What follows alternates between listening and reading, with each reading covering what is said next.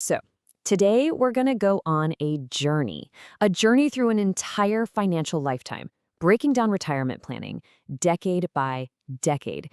And you know what? It doesn't start with some grand complex strategy. It all starts with a single, tiny, almost forgotten number: $214. That's it. This this is what's sitting in that Roth IRA you opened when you were 22, probably because a parent told you to. You haven't even logged in since. It's earning basically nothing. And right now, all it really stands for is inaction. And that inaction, that whole I'll get to it later mindset, is just devastating.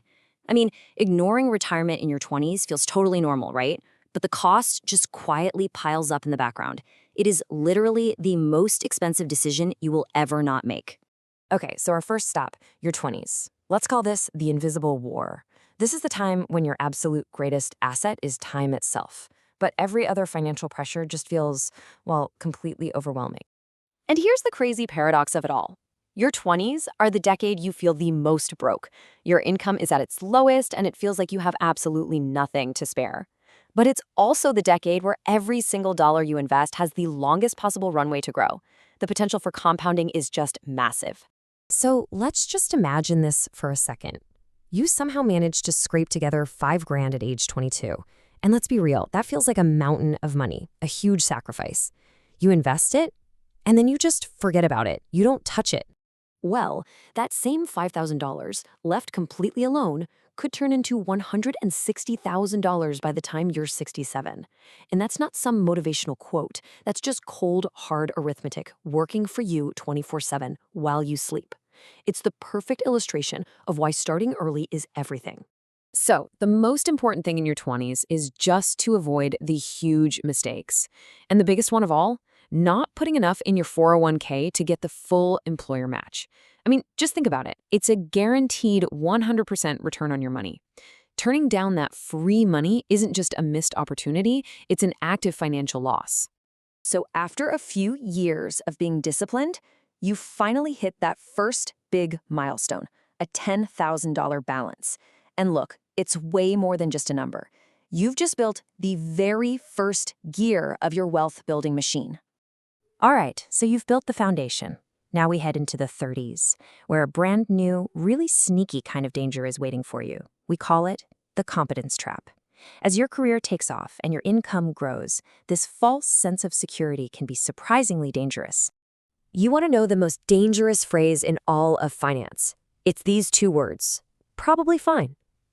As your salary goes up and your savings account gets bigger, you start to feel this momentum.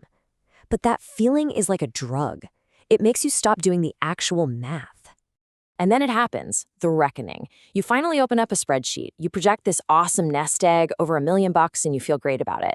But then you factor in inflation, and suddenly that $1,000,000 has the buying power of less than half of that. Your amazing retirement income, it's barely $16,000 a year. It is a total gut punch moment of clarity. And that right there is the core lesson of your 30s. As your income grows, your spending just expands to meet it. A nicer car, a bigger house. But that lifestyle inflation, it's not a reward for all your hard work. It's actually a tax you are charging your future self. That spreadsheet moment, it leads us right into the 40s, which is this huge crossroads. For some, it's all about keeping that momentum going, but for others, it's about making a sharp, decisive change. This is the decade of the plateau or the pivot. Look, by the time you're 43, people can be in wildly different spots. You've got one person who started early, stayed consistent, and now has a really solid foundation of a couple $100,000. And then you've got the other person who just got hit by life, divorce, medical bills, a job loss, and is just now looking up and realizing how short the runway is getting. This next part is for both of you.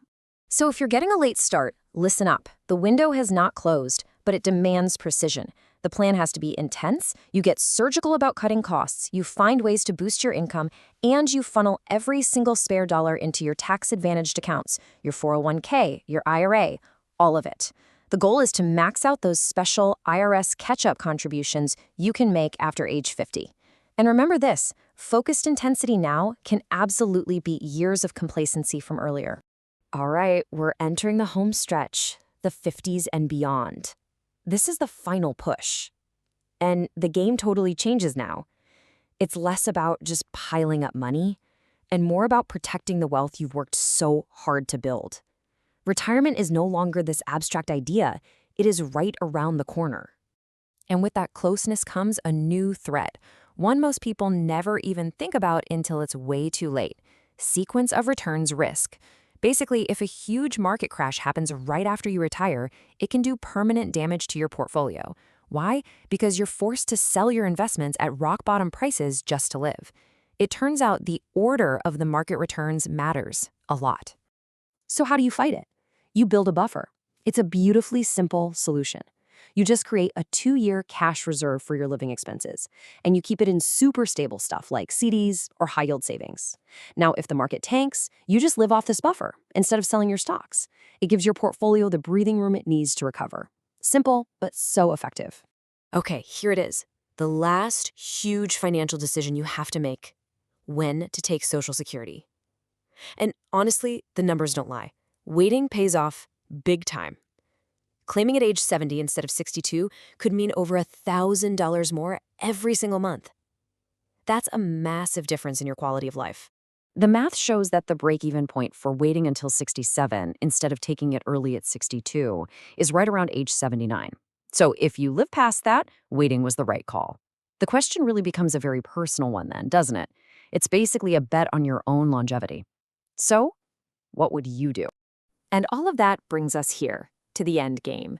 You've made the tough decisions. You've run the numbers. You've built the machine. All the financial questions have been answered, but they get replaced by a much, much bigger one. You did it. You hit the goal. The machine you spent decades building is running by itself. Your passive income is more than your expenses. You're not necessarily rich in the way people think of it. You are something far more valuable. You are free. The last alarm clock has gone off. The last mandatory meeting is over. So now what? This is the question that replaces all those other ones about savings rates and asset allocation. This is the one question no finance book can ever answer for you. What do you do with your time when it belongs completely and entirely to you? And just think, all of it, the freedom, the choices, that new profound question, it all began decades ago with a tiny, imperfect first step, with a password you could barely remember and a balance of just $214.